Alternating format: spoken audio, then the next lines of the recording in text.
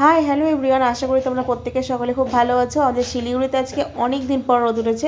এই খালি প্লটগুলো দেখে তোমরা নিশ্চয়ই বুঝতে পারছো কতটা পরিমাণে বৃষ্টি হয়েছে আর জল জমে আছে। আর দেখতে পাচ্ছ রোদটা ও হাওয়াতে আকাশটা কত সুন্দর লাগছে।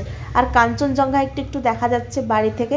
তোমরা দেখতে পেলে অবশ্যই কমেন্ট করে জানিও। আর যারা যারা শিলিগুড়িতে থাকো তারা তো বুঝতেই পারছো কী হারে আমাদের এখানে বৃষ্টি হচ্ছে। তো যাই হোক, দেখো ভাই এখানে ফোন দেখছে, কোনো একটা কাজ করছে। তারপরে আমি রান্না বসিয়েছিলাম। তো বোন আমাকে এখানে চিকেন রান্না হবে তার জন্য হেল্প করে দিচ্ছে। আমি ভাত বসিয়ে দিয়েছি।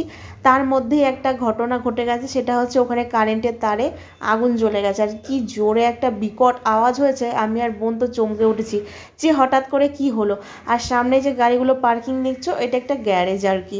দেখে এতটা ভয় পেয়েছি সেটা আর বলার না। অনেকক্ষণ কারেন্ট ছিল না, তারপর বিকালের দিকে কারেন্ট এসেছিলো।